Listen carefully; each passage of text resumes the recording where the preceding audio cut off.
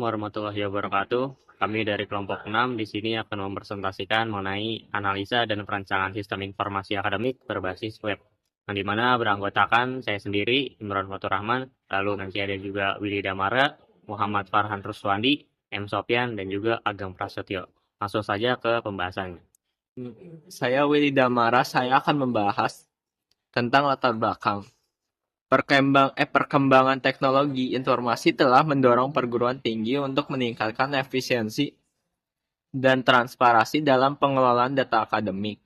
Sistem manual yang masih digunakan di beberapa institusi kerap menimbulkan permasalahan seperti keterlambatan input nilai, ketidaksesuaian data, dan proses yang memakan waktu.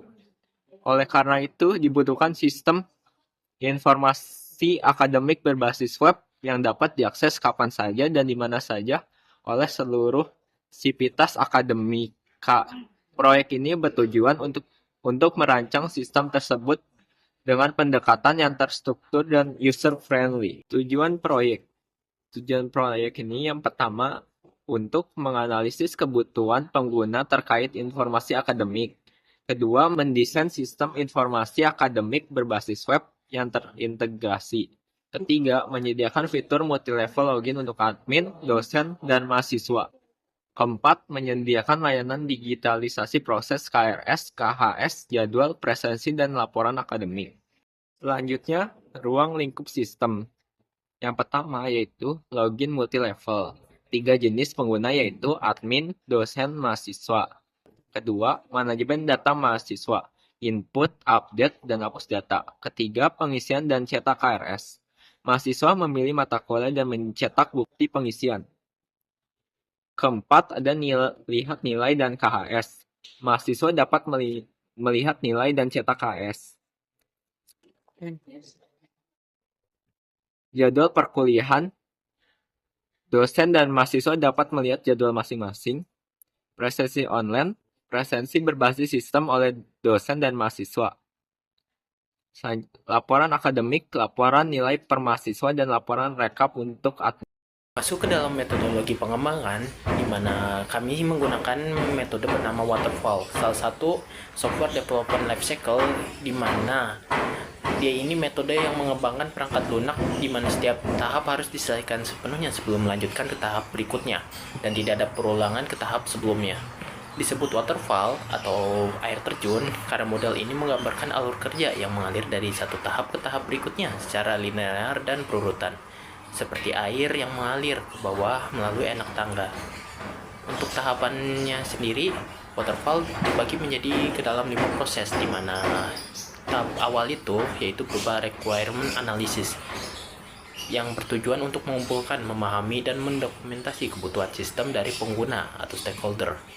Jadi, aktivitas yang diperlukan dalam tahap ini meliputi dari wawancara, kita harus tahu dulu apa keinginan dari usernya itu, klien, lalu survei kebutuhan pengguna. Di sini yang mana kebutuhan penggunanya itu terdiri untuk admin, mahasiswa, dan dosen. Dan penyusunan dokumen software requirement specification. Untuk catatan, kita intinya kebutuhan yang diperlukan meliputi mahasiswa harus bisa melakukan login, isi KRS, lihat KHS, dan admin sendiri bisa input data, dan dosen juga bisa menginput nilai. Tahapan keduanya itu yaitu sistem design. Dalam SDLC waterfall ini, kebutuhan yang sudah dikumpulkan tadi dilakukan perancangan sistem untuk menggambarkan bagaimana sistem akan bekerja. Disinilah tahap seperti pembuatan diagram use case, IRD, kelas diagram, bahkan desain UI UX pun dimasukkan dalam bagian sistem desain ini. Database juga termasuk. Dan bagian ketiga yaitu implementation atau penerapan. Pada tahap ini, desain sistem diubah menjadi bentuk kode menggunakan bahasa pemrograman. Aktivitasnya bisa meliputi menulis kode back-end atau front-end, seperti menggunakan bahasa PHP, Python, atau Java. Dan juga mengimplementasikan database yang sudah dirancang sebelumnya ke dalam software database seperti MySQL atau PostgreSQL. Untuk tahap berikutnya yaitu testing, yaitu tahap pengujian, di mana sebelum kita merilis sebaiknya kita harus menguji dulu apakah aplikasi kita ini layak atau tidak digunakan.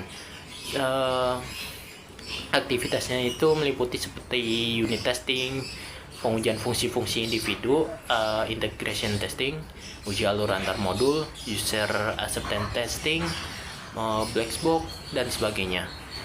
Lalu kalau sudah semuanya teruji dengan baik, dilakukan dengan tahap yaitu deployment atau peluncuran, di mana software yang dibuat ini akan langsung turun ke tangan umum, khalayak umum, langsung digunakan secara langsung. Aktivitasnya sendiri meliputi dari instalasi hosting atau server kampus, migrasi database ke server produksi, konfigurasi domain, akses user, dan keamanan. Baik, di sini saya M. Sopian. Di sini saya akan menjelaskan analisis sistem. Yang pertama ada use case diagram. Jadi, use case diagram adalah salah satu jenis diagram dalam Unified Modeling Language atau yang disebut UML yang digunakan untuk menggambarkan interaksi antara aktor dengan sistem yang dikembangkan. Yang kedua ada activity diagram. Activity diagram digunakan untuk memodelkan alur aktivitas dalam sistem secara detail, termasuk urutan kegiatan, keputusan, dan kondisi paralel. Dan yang ketiga ada class diagram. Class diagram merupakan diagram yang menggambarkan struktur sistem dari sisi statis. Diagram ini menampilkan kelas-kelas yang ada dalam sistem, atribut, metode, serta hubungan antar kelas. Lanjut, di sini ada use case diagram. Jadi use case diagram ini menunjukkan interaksi antara tiga aktor utama, ada mahasiswa, dosen, dan admin, dengan sistem informasi akademik yang berbasis web. Di sini mahasiswa dapat login untuk mengisi KRS, dilanjutkan dengan memvalidasi dan menyimpan mata kuliah, lalu mencetak KRS serta melihat nilai. Adapun dosen berperan dalam melihat daftar mahasiswa, menginput nilai, dan mencetaknya. Sementara itu ada admin, yaitu untuk mengelola data pengguna dan jadwal kuliah, termasuk menambah, mengedit, dan menghapus jadwal. Diagram ini menggambarkan alur sistem yang mendukung proses akademik secara digital dan terintegrasi. Jadi di use case diagram di sini ada tiga aktor, yang pertama ada mahasiswa, admin, dan yang terakhir ada dosen. Jadi di sini semua aktor di sini pertamanya login dulu, lalu mahasiswa di sini bisa ngisi KRS, validasi mata kuliah, simpan KRS, dan cetak KRS, dan lihat nilai. Di sini ada relasinya, yaitu isi KRS include dengan validasi mata kuliah, begitu juga dengan simpan KRS dan cetak KRS. Lanjut, di sini ada admin. Admin di sini bisa input data, lalu kelola jadwal, tambah jadwal, edit jadwal, dan hapus jadwal.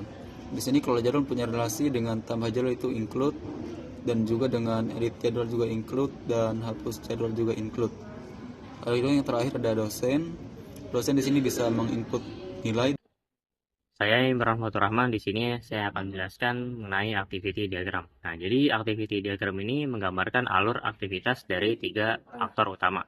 Nah, di dalam sistem informasi ini ada tiga aktor, yaitu admin, mahasiswa, dan juga dosen. Nah, mahasiswa itu memulai proses dengan login, lalu kemudian mengisi KRS, lalu melakukan validasi mata kuliah, dan juga menyimpan KRS. Di sisi lain, dosen juga dapat melihat daftar mahasiswa, menginput nilai, melakukan validasi, dan mencetak nilai. Nah, admin juga bertugas mengelola data akademik, dimulai dari login, lalu menginput data, mengelola jadwal, serta melakukan penambahan, pengeditan, dan penghapusan jadwal. Nah, jadi di diagram ini memperlihatkan bagaimana setiap aktor itu menjalankan perannya secara paralel dan saling terhubung dalam mendukung proses akademik agar menjadi lebih efisien. Lanjut ke kelas diagram. Nah, jadi pada kelas diagram ini itu menggambarkan struktur data dan juga hubungan antar objek dalam sistem akademik. Nah, jadi terdapat 6 kelas utama. Yang pertama yaitu mahasiswa, lalu dosen, admin, KRS, nilai, dan juga jadwal.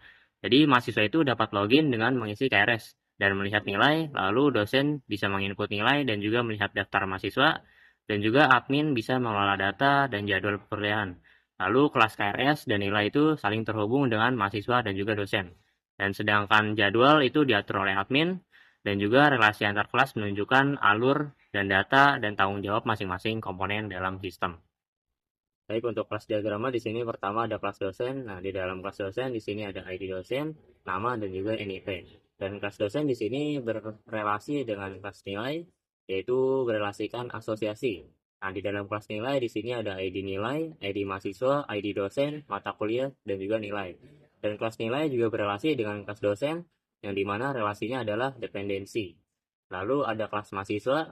Nah, di dalam kelas mahasiswa di sini ada ID mahasiswa, nama, dan juga NIM. Nah, untuk kelas mahasiswa berelasi dengan kelas nilai, yaitu relasinya adalah dependensi juga. Lalu ada kelas KRS. Kelas KRS di sini terdapat ID KRS, ID mahasiswa, mata kuliah, dan juga status. Nah, untuk kelas KRS juga berelasi dengan kelas mahasiswa. Dan untuk relasinya yaitu asosiasi. Nah, lalu di sini ada kelas admin. Nah, di kelas admin berisi ID admin dan juga nama. Lalu kelas admin berelasi dengan kelas jadwal yang berelasikan asosiasi. Hasil dan pembahasan. Yang pertama di sini ada penjelasan hasil desain sistem. Desain sistem telah menghasilkan model data dan interface yang responsif serta mudah digunakan. Setiap pengguna memiliki dashboard berbeda sesuai hak aksesnya. Proses KRS dan KHS otomatis mempercepat dan mengefisiensikan kegiatan akademik. Yang kedua, diagram yang telah dibuat. Use case diagram, activity diagram, dan kelas diagram. Simulasi proses sistemnya.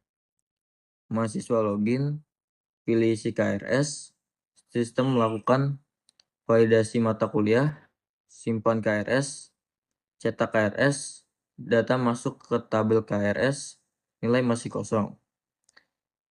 Dosen login, lihat daftar mahasiswa, input nilai, validasi mahasiswa, cetak nilai, mahasiswa login, lihat nilai atau KHS. Kesimpulannya adalah sistem informasi akademik berbasis web ini dapat mengatasi permasalahan yang umum ditemukan pada sistem manual. Dengan adanya login multilevel, otomatis data KRS dan KHS serta fitur laporan sistem ini siap digunakan untuk menunjang proses akademik di institusi pendidikan tinggi.